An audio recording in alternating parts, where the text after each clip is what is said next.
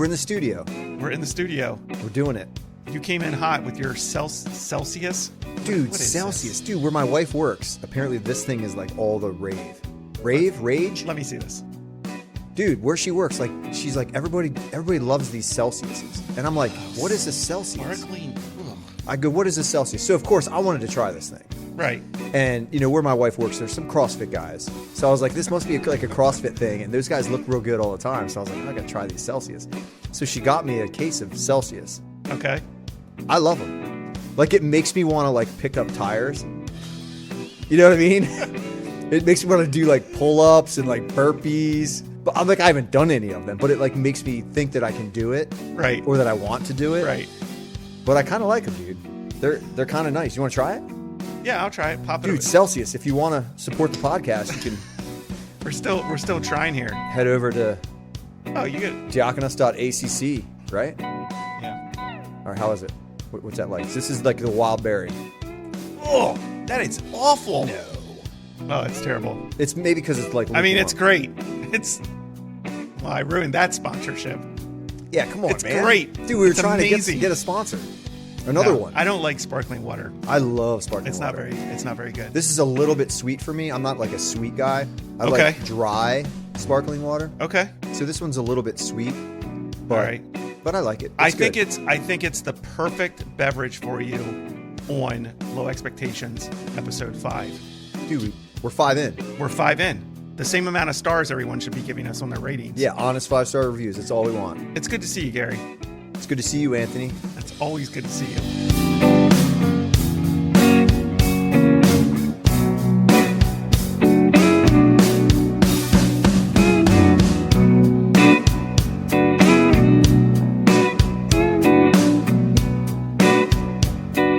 So you're talking about Celsius, CrossFit, flipping tires. Here's my life goal. This is what I saw today, All right. and this is my life goal. I'm at Costco, okay, with the wife. Okay. We decided to have a hot Costco lunch date after we're done shopping. So we're eating our pizza, drinking our mocha freeze or whatever. Like whatever at it the is. Costco. Yeah. The pizza at the Costco. Yeah. It's actually pretty good pizza. The pizza's amazing. So at the table beside us is a gentleman, probably 70s, maybe 80. He has an entire pizza, a whole pizza. One guy. One guy, whole pizza, Okay. lid flipped open. He's eating the pizza with a fork and a knife. Okay. So he's probably a sociopath, but So he didn't like take a piece out. No, he's not All taking pieces out. But my life goal is this. This guy had shopped at Costco. He had bought one thing. That was a 3-pack of Pepto-Bismol. Okay. That goes with the Still pizza. wrapped in the plastic, sitting beside his pizza. Okay. So this guy is at a stage in life where he's like, I can't eat pizza. Pizza wrecks me.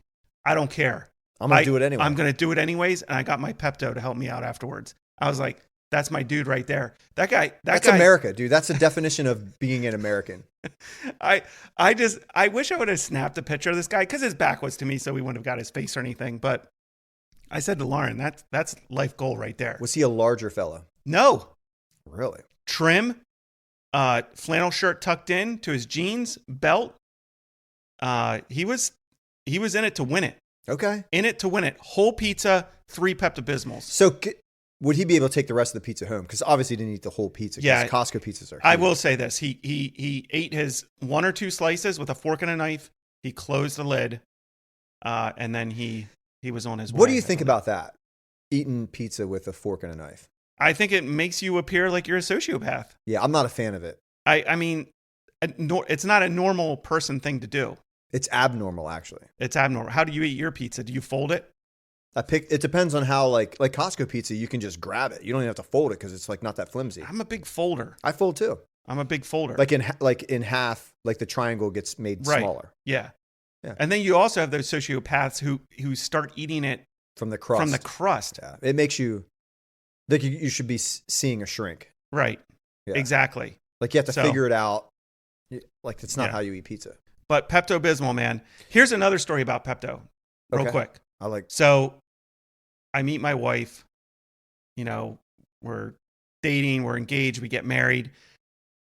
Everything I know about her is she's very careful about how much medicine she takes in. Like how many Tylenol. I take Tylenol by the handful if I could, Like she's like, Tic oh, I Tacs. can only take 2 of these, however milligram Tylenol. So I'm going to take a half of one, super Okay. careful about this. Okay. So we're married. I walk into the bathroom one day. She's drinking Pepto like it's Coca-Cola. Really? Like straight out of the container. I said, what's going on here? You're so careful about everything. You were worried about But it. you're willing to drink something that looks like it came out of like some Candy factory. crazy factory. Who knows what's in that stuff? But drinking it like Coca-Cola. Yeah. What's there, like chalk in there or something, right? Yeah. But I mean, that's how I drink Pepto too. Dude, They have the little cap. Dude, you just chug that. Just take a couple chugs of just that. chug it. I don't think Yeah. I've ever drank. You never Pepto. had Pepto? No. I got the gut of Superman. Nothing It's because you're drinking that Celsius. Celsius. That stuff. It puts a coating on your stomach. This one is the wild berry. Yeah. Sparkling. Live fit. I mean, I don't really live fit, but like I don't kinda know, like man. It's a little. I'm just not a sparkling water type of guy. it. Okay. Not a sparkling water Yeah. type of guy. But speaking of CrossFit, we got an awesome review, Yes. a written review. We're gonna talk about See, this, right? Yeah, we're talking about this because we told everyone out there, we told all of you who are listening to my horrible voice right now. It's self-deprecating humor. Give me a Okay. break. I don't know what's wrong with your voice right now. We told all of you that if you write us reviews and they're good enough, we're going to put it out on the air. So this guy, Paul, I'm not going to say your last name because I don't know if you really want to be put out there like this. And also, I don't anybody want, can see it. Well, yeah, if anyone you're on can. the Apple Well, that's podcast. true. The main reason I don't want to say his last name is because you're going to make fun of the way I say it. Why So would I do I'm that? not- Because you make fun of how I say everything. Not everything. Hey. That's so Okay, some things I say. You know what's interesting?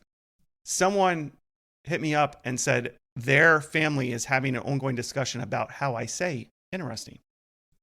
I was just about to say that because you said interesting. I was like, I don't want to bust on him. So twice. do I usually say it interesting or do I say interesting? You don't. You go back and forth. I think. So I say it both ways. I think you do. There. Yeah. There you go. All right. Go ahead. So read this is Paul. You want me to read this? It's called the CrossFit of Podcasts. And guess what he gave us? Did he give us 2 stars? No, No. What did he give us? 5 stars. An honest 5-star review. All right, Read let's it. read this thing. Read it. On the 8th day of creation, God said, "Let us make a podcast from the dust of the stars and the breath of a unicorn. Let it be endowed with the wisdom of Solomon, Nice. the majesty of the Grand Canyon, and the eloquence and wit of Winston Churchill. Great guy. Out of this command was born a treasure known as low expectations. It will motivate you. It will make you laugh. It will make you cry. It is not the podcast America deserves, but it is the one it needs for such a time as this." Paul, come on, Paul. It's great. That was awesome, Paul. That's super good. This That's made me exactly laugh. what we were looking for. That's exactly what we're looking for. Honesty, like just going at it, just putting like thought and effort into it, kind of like we do this podcast. Like he spent time crafting this great 5-star review, and I love every single bit of it. I do too. And when I read this, I was like, I wanted to be able to profile Paul. I think Ooh. we should spend a moment here to profile Paul and tell the people what we think about Paul and see maybe Paul reach out to us and tell us how close we are. All right. So I believe he has the body of a Greek god, first of all.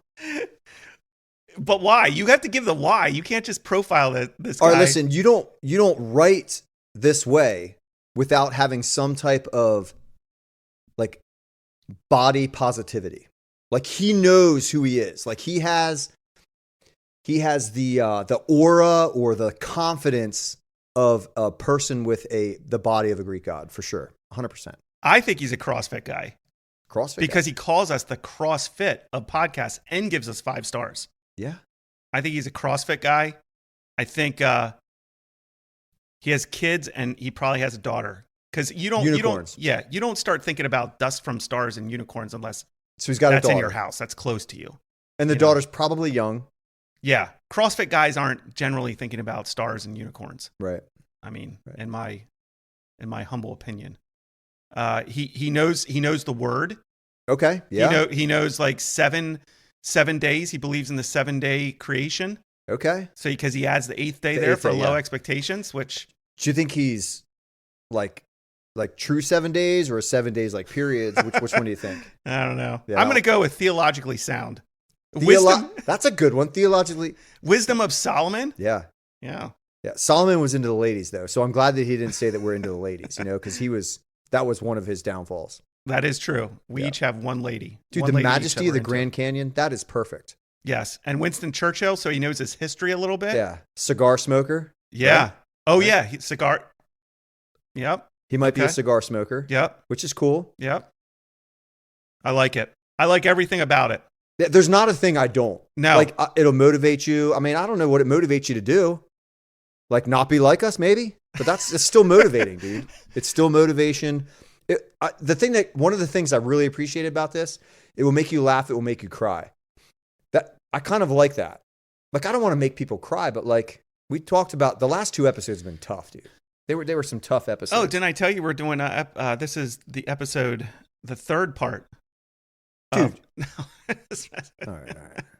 Gary cannot, you All can't, right, you can't handle a 3rd part. No, we breaking down the fall of Minneapolis. That was too much, I was dude. just messing with you. That is terrible, though. If you haven't watched that yet and you listen to the 2 podcasts, like you're not doing yourself a favor by not watching. There The Fall have of been Minneapolis. several people that have reached out to me that watched it based on our breakdown of it and were Me too. amazed. Yeah, I Yeah. think they enjoyed it. Enjoyed it in a way that, like, not enjoyed like I love this. This is Right. great, but like eye-opening or like reaffirming, Yeah. which is funny. Reaffirming. Reaffirming. I affirm. What does "for such a time as this" mean? Going back to this, the CrossFit of podcasts. Where's that from? I've That's heard from that. something. I've heard This I've is heard where we that get low expectations from, Yeah. because I don't have a clue. That's from for something. such a time as this. I think it's historical. It's not biblical. It's not somewhere in the Bible, is it? For such a time as this. Is it a Christmas movie? Maybe. Oh man, we have such a great review, and we're just dropping a nuclear bomb on it because No, Paul crushed it. Paul crushed it. We Thanks, appreciate Paul. Dude, I tell you what, if we would get like 10 or 15 reviews in the next 2 weeks. Let me give it a month. All right, we get 10 or 15 reviews, but we have to have that many. Okay, 10 or 15 reviews. I will send a wallet to the best review. But we have to figure have we talked about this on Low Expectations What? yet? That you are In- a very, very good leather maker? Have we talked about Let's this? say leather craft, because I don't Leathercraft? make leather. Okay. I make All right. things out Here of we leather. go. Here we go. Leather craft. Yeah, I'm into leather craft. Yes. Everybody knows that, dude. Everybody knows me. But yeah, I'll tell you this. If we get 10 or 15 Okay. reviews, In the next month. like narrative reviews, not just Yeah. 5 stars. We want your 5-star reviews for sure. But if you want to write a narrative, you don't have to put your real name. Dude, make a name up, man. yeah. Make a name up. We'll put it out there. We will look at them. We'll pick a couple Okay. to like bring on the air, our favorites. But then we need somebody to pick the best one. I mean, do we get to pick since it's our podcast, or do I we don't have know. to have it outside? I love how we're putting forward this like competition, this contest, and we literally have not discussed the rules between ourselves before. I mean, it really drives to the name here. It's low expectations, man. What So, do you expect? So 10 or 15, between 10 and 15 or more. Dude, we want to do 30 reviews? We'll do 30. Okay. And we get to pick the best one. Okay. And we'll argue about it over the air. Like, we'll both come with our favorite one. That's what we'll do. Dude, Yes. buy like a fire. Do you think we can bring the studio outside? Like, light a fire? Probably not. Okay. But yeah, I like it. So we can pick, I'll send a wallet. And if you don't want a wallet, I'll send you a koozie. I'll send you like a small notebook cover. There you something go. like that. The gauntlet's been laid down. Yeah. The gauntlet's been laid down. And tell people where they can find your leather stuff. So you can go to Lancaster Leather on the Instagram.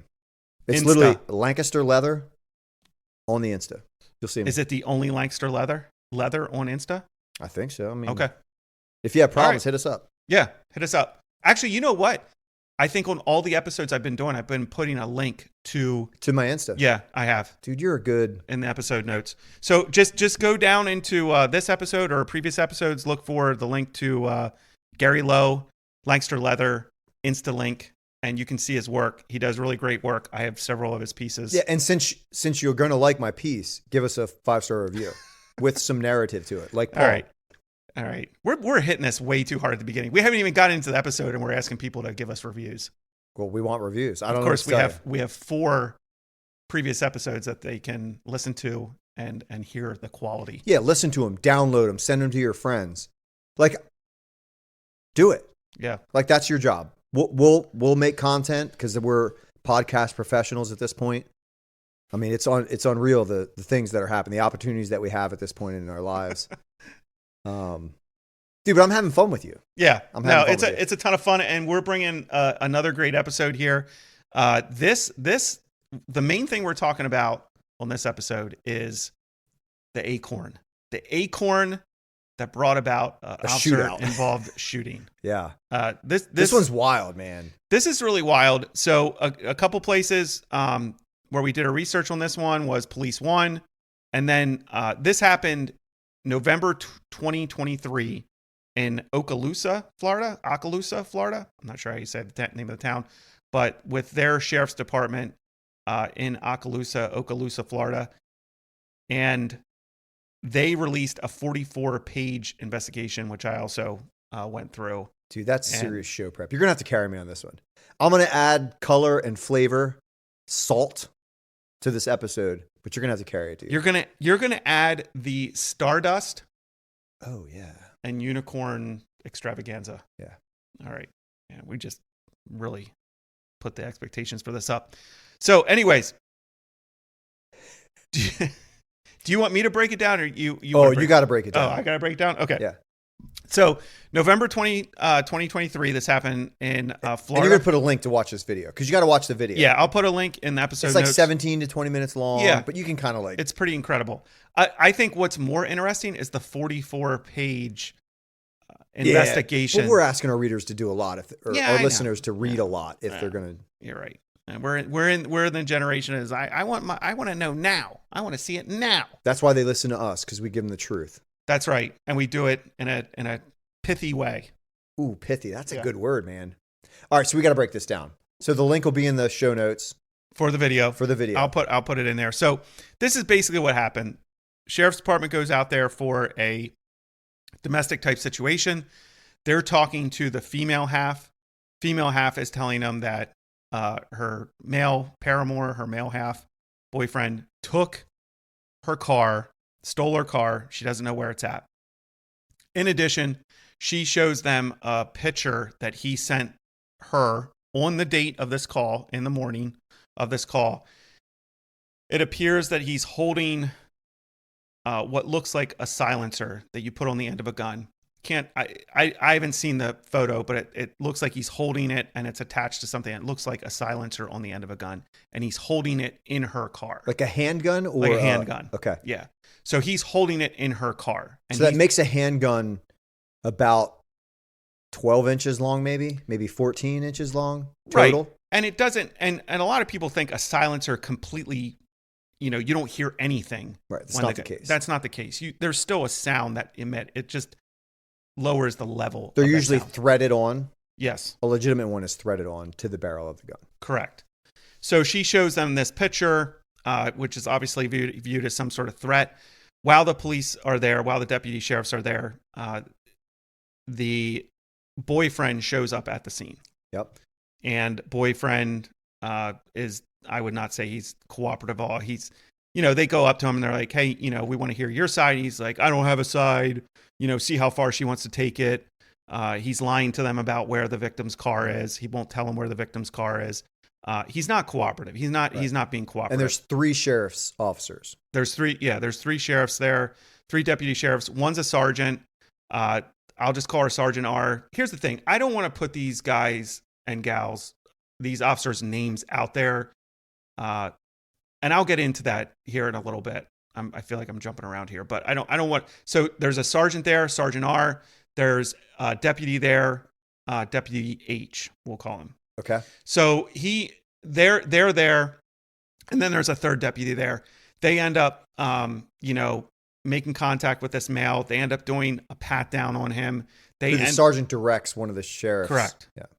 Sergeant directs one of the sheriff deputies do a pat down. They do a pat down on him. They put him in the back of a cruiser after they detain him in cuffs.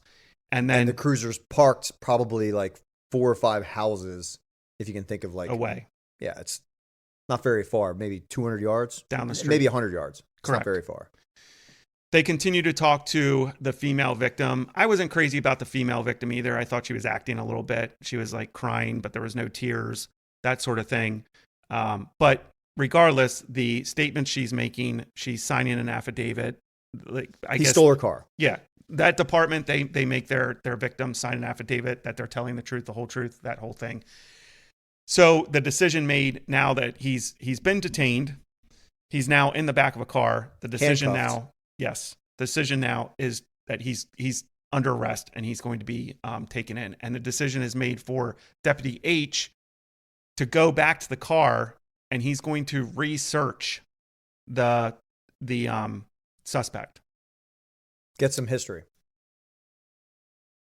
And search him again. The idea was search him again. Yeah, he was going to, because they did a pat down. Oh, I see what you're saying. Research. No, I thought you said research. Yeah, he's going to do another search. He's going to pull him out of the car. He's going to actually search him because he just patted him down initially. Correct. Yeah. He just patted him down. He's going to go back to the car, pull him out, do an actual search of him. Sorry, now I that he's confused. under arrest. That was miscommunication on both of us. Same word, 2 completely different meanings. Isn't that wild? Yeah.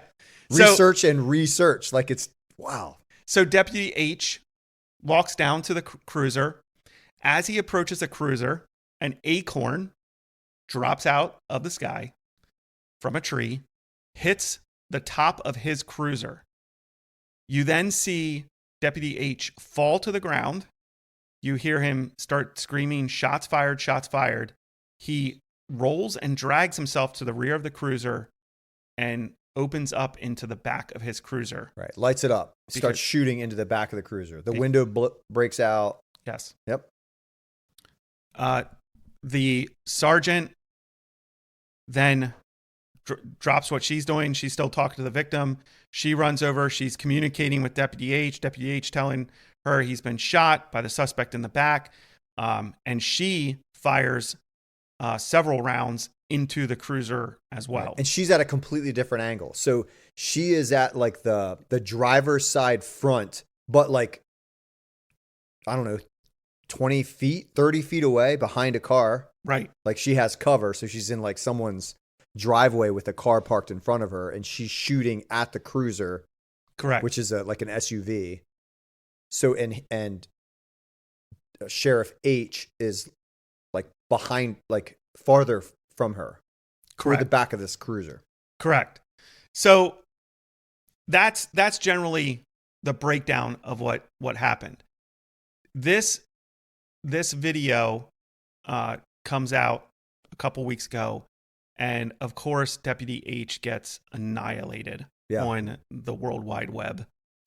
And this, mocked, made fun of, and can we say the guy who was in the back of the car, the suspect, the guy who was arrested, he did not, he didn't die. He didn't even get shot, right? I don't even think he was hit. Yeah. I mean, he must have got low in there. He must have got low. Because they blasted that car. Right. I mean, there was probably, 15 rounds maybe total? Yeah. It was quite a barrage. Yeah, I mean, a short barrage. It wasn't like an H dropped his mag and reloaded at one point. Yeah, it was like but I don't think he re-shot. Yeah. Yeah, he just reloaded at some point. Right. Which is a good technique, but yeah. So and I guess that drives to the point of why I don't want to put these deputies' names out there, because the amount of heat and just mocking and everything that went on with that.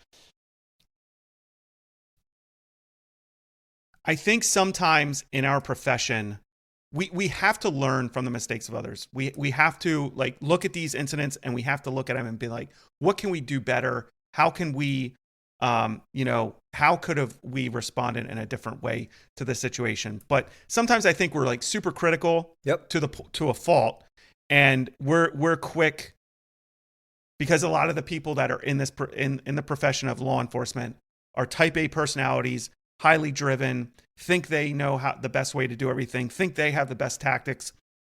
And so something like this happens. The first thing that happens is you see a whole bunch of people just ridiculing the blasting actions. this guy. Yeah, blasting this guy. So when you talked to me, Gary, about talking like this, I was like, perfect, because I kind of wanted to dive into it a little more and see, what really happened. How did it happen and everything like that. And especially because we said we're going to try to do a better job, because we didn't do a great job with the George Floyd incident. Correct. We did not initially. Correct. Whatever, 3 years ago. Yeah.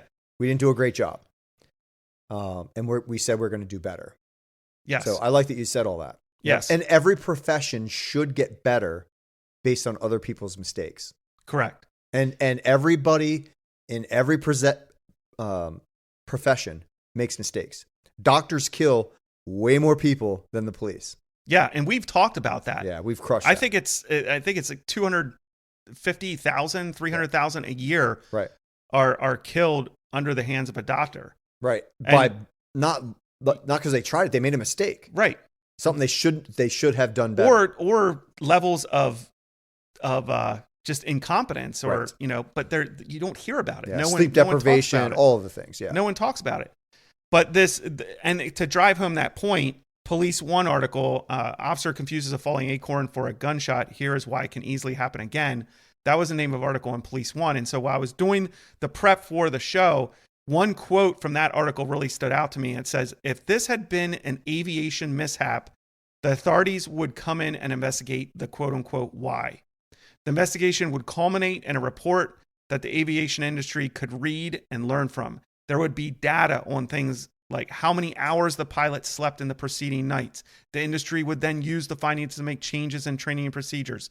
Wouldn't it be amazing if law enforcement mishaps were studied like that instead of only being analyzed for fault? 100%. So that's exactly what you were saying. Yeah. And let me tell you something, Anthony. Let me give you a compliment here real quick. You did a great job of reading that. You did not read that at 130,000 words a minute. Okay. You slowed down. You read it. It was clear when you were reading something. So good job. Thank you. Let's keep going. So also from that article, they point out the sleep deprivation, PTSD of officer, or other things contribute to this mistake. And also from that article, this quote, those same commentators may be shocked to learn the deputy in this case was a graduate of West Point, an officer in the U.S. Army Special Forces, and was twice deployed to tours in Afghanistan. Without knowing more, the deputy certainly seems like someone with the proper background to thrive in a high-stress environment. So real quick on that, Deputy H, they're talking about Deputy H. He was a West Point graduate, an officer in the U.S. Army Special Forces, deployed to Afghanistan on 2 occasions. He, in his interviews during the preceding investigation, or the following investigation from this incident, told that to the investigators, but also admitted that he personally was not involved in any combat on those tours. Like he personally didn't see any combat. I think that's normal too, because Special Forces has like admin people to make their jobs easier and make them excel in their jobs. So you could be Special Forces and be in an office. Correct. Yeah. But at the same time, he was in an environment where violence was happening. He probably witnessed it, saw it, heard about it. Maybe he wasn't engaged in it actively, but he's around it. He's around it. He sees the results of violence. Right. So, I mean, looking at the video, what were your thoughts when you did you watch the full 17-minute video? I did. I mean, I kind of jumped around a little bit. I didn't do great show prep today. I mean, honestly, listen, I didn't give this prep my all like I have in the past. I had a lot going on this past. You're a very busy man. Times. Well, sometimes there's seasons of busyness. Seasons of busyness. I did watch the video though. I feel like I understand the video. Yeah. I feel like I understand it. It's wild, man. Like the sergeant did it, I think, a great job. Okay. I think the sergeant did a pretty good job. I thought it was funny that she held like papers in her hand while she's going to address her subordinate yelling shots fired or there's some type of commotion going on behind it. I think she did a great job of like, what do we have? What is happening? And then she hears him blast it. I think he says, I've been shot. He does. Yeah. And he's on the ground. Correct. She's asking, where is he? Because she knows he was arrested. She was right there when he was being like walked away. So my initial, like, it's just a what, like the circumstances is just, I'm so grateful that this lad, this criminal who got arrested for stealing his girlfriend's car, right, was not hit, because no one deserves to get hit for an acorn falling on a cruiser. Right. Like, I mean, that's the reality of this. For sure. Like, thankfully that this guy didn't get hit. Right. But it is absolutely that. It's just wild. Yeah. It's a video like I've never seen any. Like I've seen lots of videos of police officers doing good and bad things. This one is a little bit wild because it's like, what are we doing? Yeah. What happened? How did we get here? Yeah. How did an acorn hitting the top of a cruiser cause this reaction? Cause an officer to blast rounds into the back of a cruiser. He patted him down. Here's what I would say. Yes. His initial pat down is not great. He did I'm going to call it out. It's not a great pat down. Right. That is not a correct pat down. I've done that pat down. That's not a good pat down. Right. He like kind of like, he like touches the front of him. He asks him what's in his pocket. He kind of like touches like his midsection. Right. It is not a legitimate pat down. And I think one of the things I like about doing these episodes is these episodes are helpful for officers. If you're out there and you listen to these episodes and you're an officer, listen to what Gary's explaining here.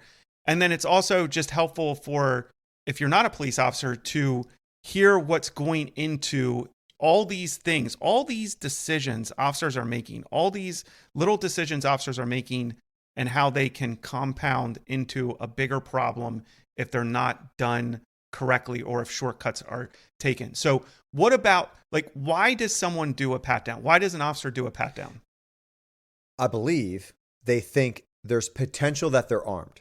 That's why you do a pat down. Right. When I say armed, I mean knife, gun, baton, taser, some type of offensive weapon that could be used against you or someone else. Right. So when I'm doing a pat down, or let me say this, when I used to do pat downs, I still do pat downs, but like, it's not like a thing anymore so much for me. Right. You're not in a patrol function. Yeah. You're in a detective function. For sure. So like, doing a pat down is important because you have reason to believe potentially that person has a weapon on them. If you're doing a pat down, you have reasonable suspicion to believe that they have a weapon on them. So act like it. That's the problem with this situation. Right. With this officer, it was not a legitimate pat down.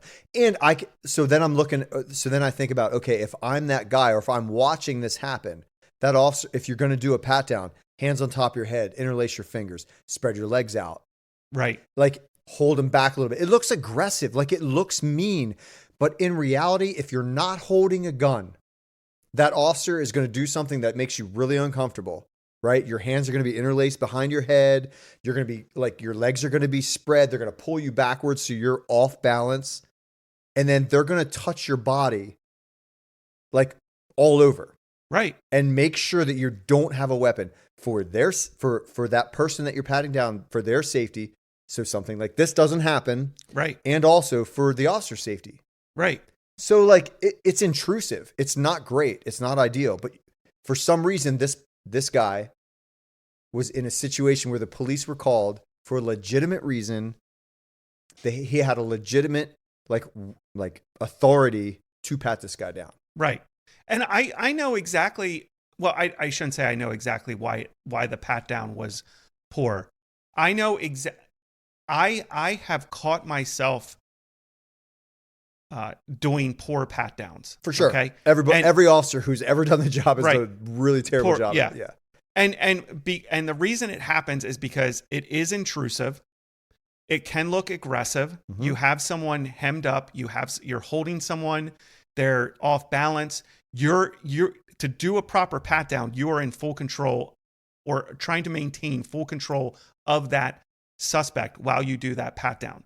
So it looks aggressive. Yeah. Which right now, officers are painfully aware that everything they're doing is being scrutinized, criticized, filmed, judged. And I don't want to go to jail, so I'm not going to hem this guy up like I normally would. Right. I'm not going to do.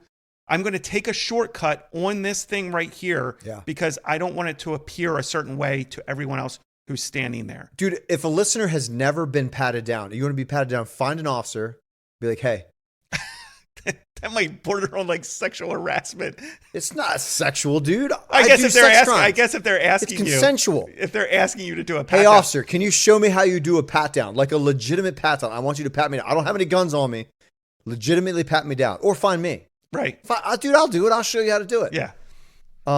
It isn't because you're it's not. You're up in their junk. Like on a guy, you're up between both things. And you and I have both been in the position where like we've had people hide things in places like your crotch. You can hide a gun, and if you don't grab in that area, you're never going to find that gun. Yep. You're not going to find it. Yep. And it's even better if you're a male officer and you make a female do it. If you have a female officer, usually it's a female officer, hide something on them, hide it between like their breasts. Like an officer in general is probably not going to find that because it's intrusive. Right. And that's why we have females. That's why we search females. But like you can't always do that. You can't always do it. And the other thing is, on the flip side, females are always searching males. Correct. Just because that's the nature. And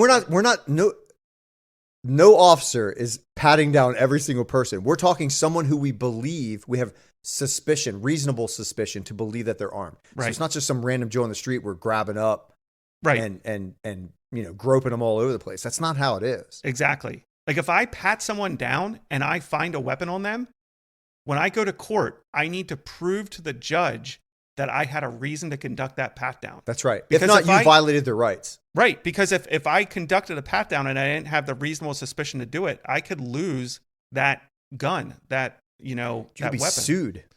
Yeah. Yeah. Potentially. So I think you make a good point. The pat down. So I think that played into it. Yep. I think the pat down played into it because I think Deputy H knew he did a poor pat down. So then he was thought to himself, what was that? Yeah. So I think, because here's the thing. If you pat someone down and you detain them in handcuffs and you put them in the back of your car, what is the reason for you to pull them back out and do, I guess there is a reason to make sure they don't have any drugs or anything like that. I think there's a reason to do that. There's a reason if you're officially arresting them. There is a reason to pull them out and do a search. And a search is different than a pat down. A pat down, you cannot go into pockets. It's all outside of the body, outside of the clothes. You can't go into pockets, stuff like that. You're feeling for a weapon. That's what you are doing. So, but I think part of the problem was, when I watched the pat down, I was like, if I was Deputy H, when I went back up to that car, I would be feeling in my gut, I did a really poor pat down on this guy. Right. Like I would be like, I did a poor pat down on this guy. So I just need to do a better search here when I pull him out. And then stacking on top of that, you have a picture of him holding a gun with a suppressor on it, what they believe is a suppressor on it. And he's now walking back to that car. Okay. Put on top of that some other things. And here's some of the other things that I was going to talk about. The fact that he was, had deployments to Afghanistan. Again, he wasn't in direct combat. Hey, Gary, we got a sponsor. Dude, everybody loves a sponsor. Everybody loves a sponsor. Manny Luciano is a rep for Ethical Energy Solar. If you're interested in solar energy, you can contact him at 717-989-5841 or at manny.luciano@ethicalenergysolar.com. Dude, everybody loves the sun. Everybody loves the sun. You don't even have to love the trees to get solar. Solar can help everyone. Yeah. Everybody loves the sun. And here's the thing. Manny's a retired cop. He's a veteran. He's been a past guest on the OG podcast, Diakonos Cops Calling. He'll give you a professional presentation of what solar can do for you, how much money it can save you, and he will do it without the high pressure tactics. So Tell them you heard this ad on Low Expectations, and you can even save more money. In addition to saving money on your power bills, increasing your home value, earning state and federal incentives, you can get 1 month off your bill if you tell them you heard this ad on Low Expectations podcast. Dude, that's great. Saving money. Everybody likes to save money. Everybody likes the sun. Most people like trees. Like, we're good to go, man. This is a great thing. Here's the thing. I know that CrossFit athletes and Travis the chimpanzee, if he was still with us, would think about going solar. So, absolutely. So should you. Yeah. So should you. Hit up Manny. Yeah, listen, there's no upfront cost. There's zero down to go solar with Manny at Ethical Energy Solar. You can call him at 717-989-5841 or email him at manny.luciano@ethicalenergysolar.com to see what solar can do for you. Tell him that you heard this ad on Low Expectations podcast, and you can even save more off your first month. Here's some other things that I think were playing in the minds of both Sergeant R and Deputy H. This is from the 44-page agency report. Quote, Sergeant R, sorry, I just accidentally said her name there. But Sergeant R was working overtime on the Charlie shift. That was a shift she was on because one of the supervisors on Charlie shift had been involved in an officer-involved shooting 6 days prior and was still on admin leave. So this shift that was working had just had officers that were involved in an officer-involved shooting 6 days before. So that affects everybody on that shift. That's on everybody's mind. Yep. Okay. And Sergeant R is there to cover on that shift. In addition, the shift that Sergeant R was covering had officer-involved shooting where a deputy had been killed within the past year. And they also had other officer-involved shootings on that shift. So just think about that for a second. Like, just step back. Like, if you're in a department where you're getting officers being shot at or involved in a shooting or killed in the line of duty, correct, by a shooting, you're already ramped up. Like, that's stressful. Like, we say that as if it's like we nonchalantly say that, but like in reality, that's in the back of your mind every single shift. Yes. Every shift. This might be my last call ever. Like, that's going through people's heads. Right. Maybe not every time, but like it's there all of the time. Like, it's constantly. There's a constant pressure there. Yeah. A constant And we're not pressure. whining about that. No. That's part of the job. Like, that's what we've signed up for. That's the calling that all police officers have taken on, is that like, this is a stressful job. Right. You might get shot at. You might get killed. You might get stabbed. You're going to fight somebody. And I think that, even our experience, in the past agency I worked, one time I sat down and started thinking through all the officer involved shootings that agency had been in since I'd been there. And at that point in my career, we were averaging about one officer involved shooting a year. That was the average. Yeah. So if you think about that, and there's no way that doesn't affect you. Especially when you're getting into August, September, right, October, and you're like, oh, nothing happened yet. It's right. been 9-10 months. I mean, you that pressure is there. When is it? When is it going to happen to me? Yeah, when's the next one? Yeah, when's the next one, and when is it going to happen to me? And especially if you've been on the job for 15 years, and there's say 150 cops, like, right, your odds of being involved in a shooting, they're very low. In reality, they're very low to be involved in an officer-involved shooting. But you're the longer you're on the job, the more likely you're going to get involved in one. And then if you are in any critical incidents, and my understanding was Deputy H had actually been in a critical incident with Sergeant R, and Sergeant R said that he did really good in that, was able to maintain his emotions, performed well. She even said that I wanted Deputy H to be on my shift, actually, because I viewed him as a very good officer, a very an officer that could operate well under stress and under pressure. Okay. So she had a lot of good things to say about him. And so, but he's been involved in critical incidents. He was with the department for a little less than 2 years when this happened. That's young. So he's very young on the job. And, he's starting to experience cumulative effects of being in high stress situations, Right. and that, that can increase as your career goes on, and can, you have to really fight to navigate and control those emotions. I think it was easier for me earlier in my career to deal with, I should say this. I think in some ways earlier in my career, it was easier to deal with the adrenaline than it is later in my career. I agree with that 100% because when you're young, you're dumb.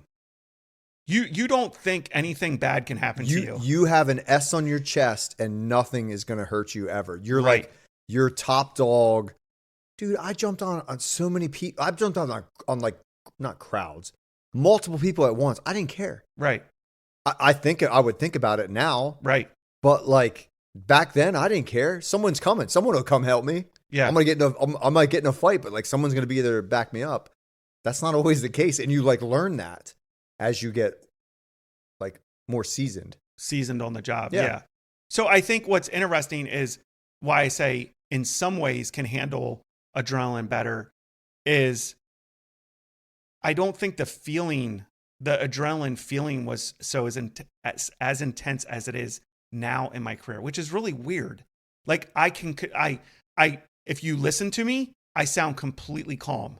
I'm like completely calm, but I feel like it's just harder to navigate the adrenaline dumps because I know I'm seeing things that I know from my past mean really bad stuff is probably coming. Yeah. Or could be coming. Right. So like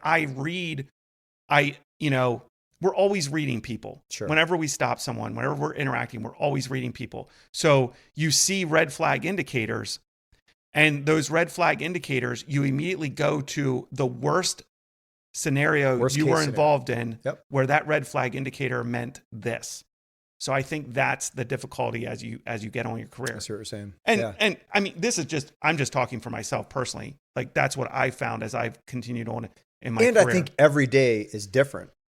You know what I mean? Like if you had a bad weekend, if you had like a bad shift, or you worked 3 shifts in a row, or you worked, 3 homicides, you got like 4 hours of sleep in the last 72 hours, like you're going to look at that differently. Yeah. Just like that's why like doctors, like you have to take a break. Pilots, you have to take truck drivers, you have to stop and you have to sleep. Right. Officers, that's not always the case. Right. That you can't just, you're working. Yeah. You have the next shift. You have the next shift. You can't say I'm taking off. Well, you can call in sick and, but most officers aren't going to do that. If you're good officers are not going to call in sick just because they're tired. You're going to go do your job because you're not going to let your buddies down. Right. And then you're in a situation maybe similar to this, and your mind's not as sharp as it was, 3 shifts earlier or 3 days earlier. Right. And we don't know that was the case here. We're just spitballing. But what I'm saying is when I first watched this video, I was like, Deputy H, soup sandwich.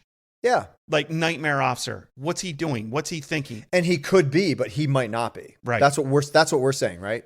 That's what I'm saying. Yeah. And what I'm saying is that after looking and reading the 44-page investigation done by the Okaloosa Sheriff's Department in Florida, I would say Deputy H is not a soup sandwich. Yeah. Like there were things that led up to that. And here's also the crazy thing about it.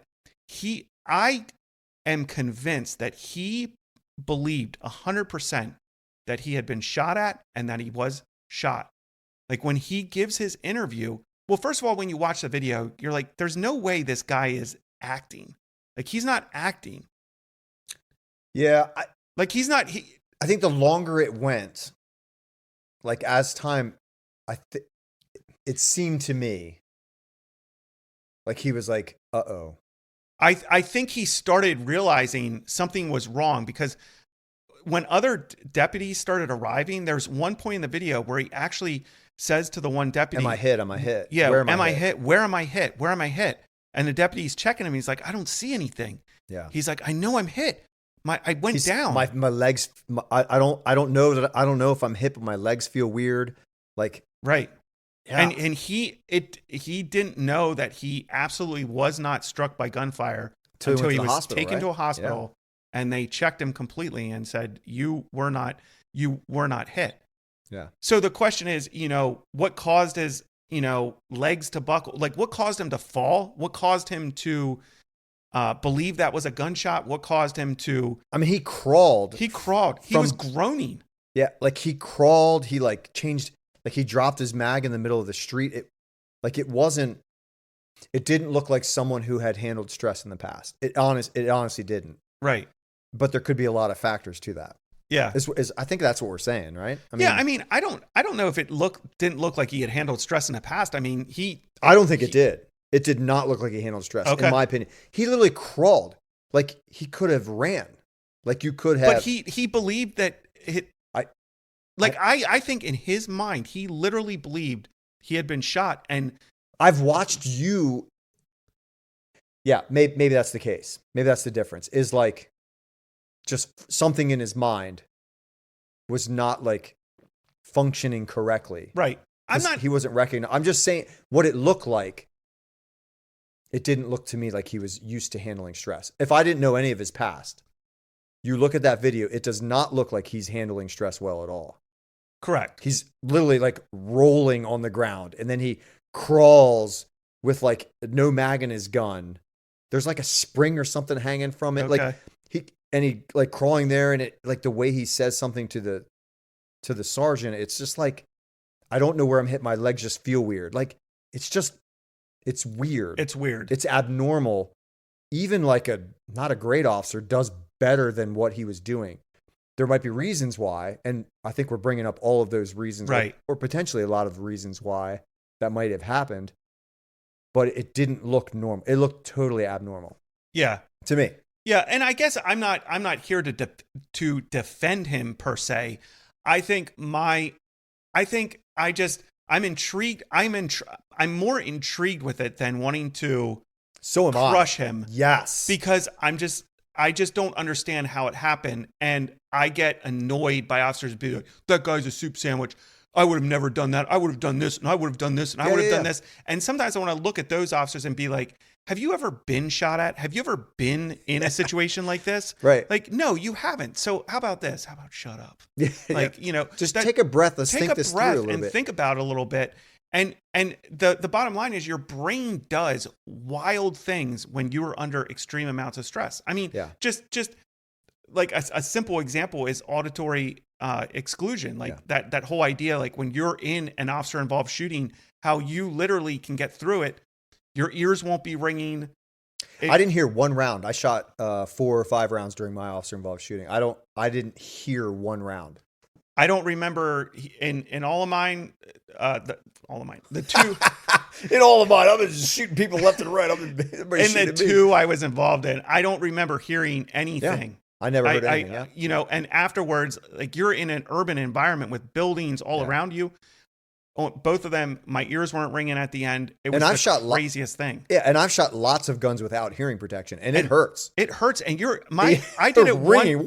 I did it one time on the range, and my ears rang for like 3 days. Yeah, but like in a shooting, like it's real weird how that happens. Right. Yep. So your brain does, and another example would be you're involved in a critical incident, any critical incident, and you get done. And you think something happened a certain way, and then you get some sleep cycles behind you. Right. And all of a sudden you're like, no, that's not exact. That isn't the way I thought that happened is not the way it actually happened. Like this, I'm not talking like the whole scenario doesn't change for you. Parts of it. But your brain put it for those things that you don't quite remember, your brain puts like it fills it in.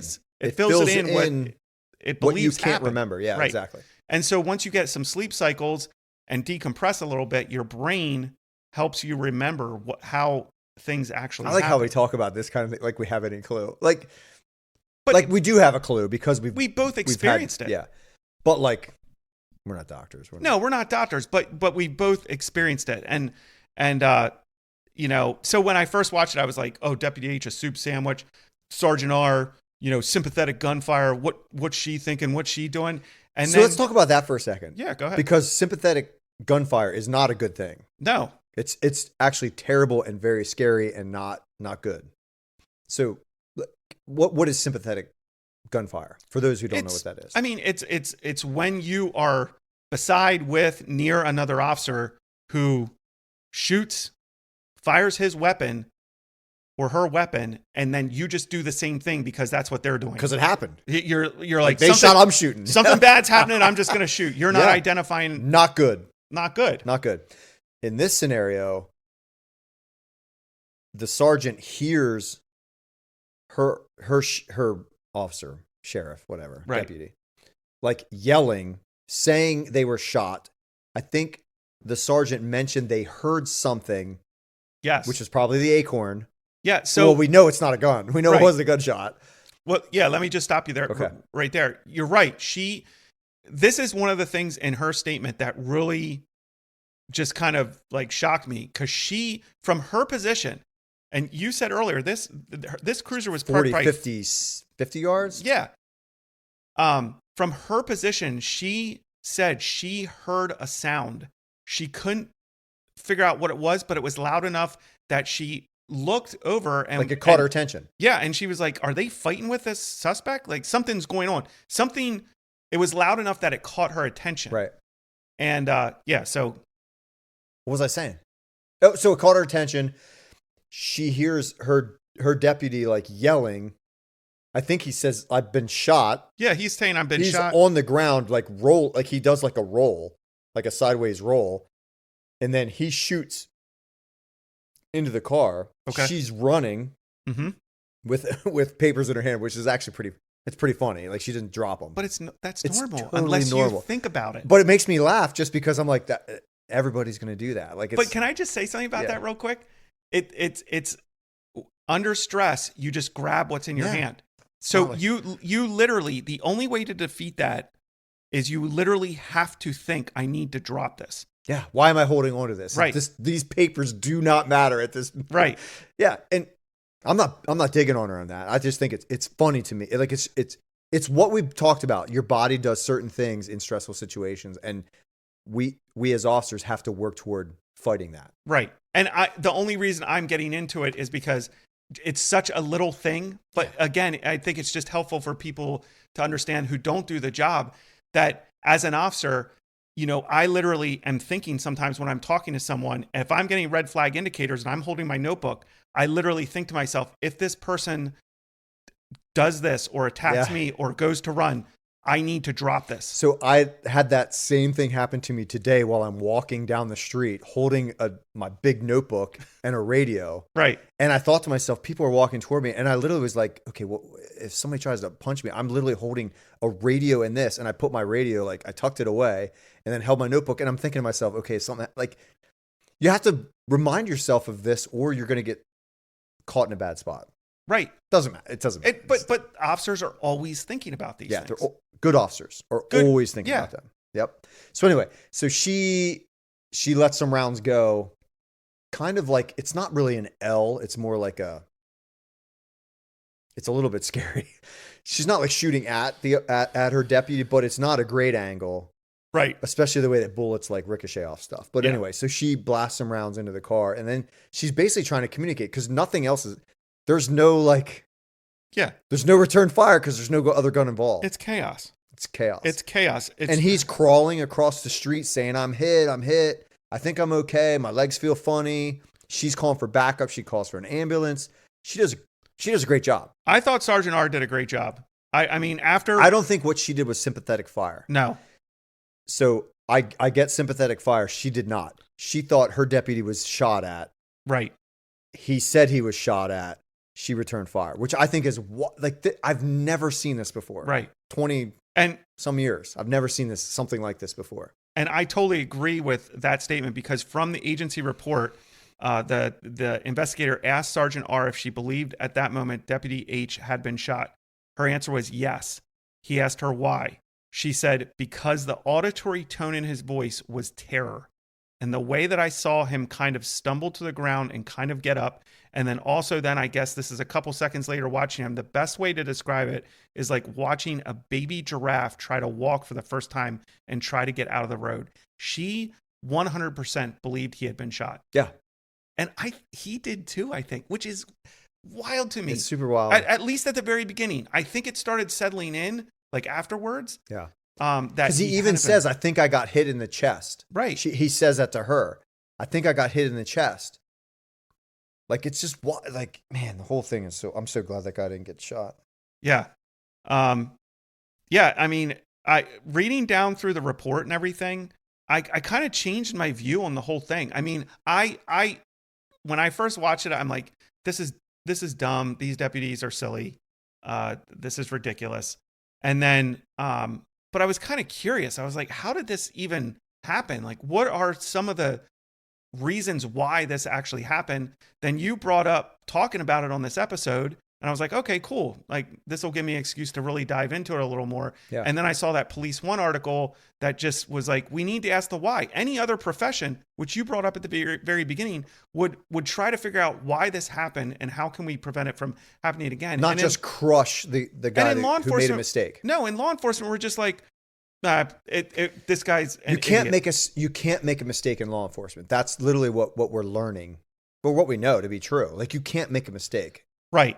You can't make a mistake. Well, and just real quick, like, you know, I don't want to get into a long discussion on qualified immunity, but that's why qualified immunity, I think, is so important to be held by law enforcement. And a lot of people think we need to get rid of qualified immunity, but I think that's because a lot of people misunderstand what qualified immunity is. Qualified immunity does not protect an officer from criminal charges. Right. Qualified immunity is specifically to protect them personally in a civil manner. So a department can still be held accountable civilly, Yep. but qualified immunity basically says, hey, we understand that officers are working in very high stress situations, making decisions in milliseconds under stress. And if they're acting in good faith and acting reasonably, you know, and in an objective, reasonable way, they need to be protected from being sued personally. That's what qualified immunity is. Everyone's like, oh, the officers get special treatment and they can't. No, if an officer... You can still be charged. Yeah, if an officer does something blatantly illegal or completely negligent and reckless, a judge is not going to allow qualified immunity to protect that officer. You're saying if they do something criminal, they Yes. can be sued civilly, personally. I'm saying qualified immunity protects an officer who has acted in a reasonable way from being sued. That's what I'm saying. civilly. They Yeah. can be sued, even if a state has an officer has qualified immunity, because not all states have that, right? I don't believe so. No. Right. I think most states do. Yeah. No, I think every officer has qualified immunity. Okay. It's a government of it's not even officers. I think it's government officials in general have qualified immunity. Okay. That if they act in an objective, reasonable way, not in a criminal way, that they're protected civilly. Yeah. They're protected civilly. It doesn't protect them to, do illegal things and There's a difference between doing something maliciously and criminally versus making a mistake. right. And There's a huge difference. And there's a difference between being in the job of a police officer and making those decisions under stress. Then, I get so tired. I really get upset when I hear people say, oh, officers get special treatment. If they're involved in a shooting, they get to go home and sleep and then give a statement. Oh, they don't have to give a statement for 3 days and they get 3 sleep cycles. Yes. And that's because they are performing a function, a job duty. Right. They're reacting to a situation. This isn't some, mutant who's just walking down the street, deciding to commit a crime. Right. This officer is trying to prevent that crime, and in his prevention of that, had to make split-second decisions Right. that possibly harmed or hurt or killed someone else. Yes, Tragic. They do need some protection and ability to protect them to do that, because otherwise you're not going to find people to do the job. If you tell a guy, which is kind of what we're running into now. Yes, exactly. Like this is the new norm. Is it's hard to find cops. And we have this mantra right now to get rid of qualified immunity. Well, how is an officer going to be able to pay for millions of dollars of civil we're not doctors, protection? Man. We're not making like $400,000 a year. If you told me, hey, you're going to go out there, we're going to ask you to do a job and make decisions in milliseconds under high stress, and if you mess up, even if you're acting with objective reasonableness, within you can be policy sued or whatever for millions. Personally, I mean, who I'm wants gonna be that like, job? I'm out. Yeah, I'm out. Like I'm not going to lose my house, lose like everything, for my family just because I had to do my job, and that's really where we're at.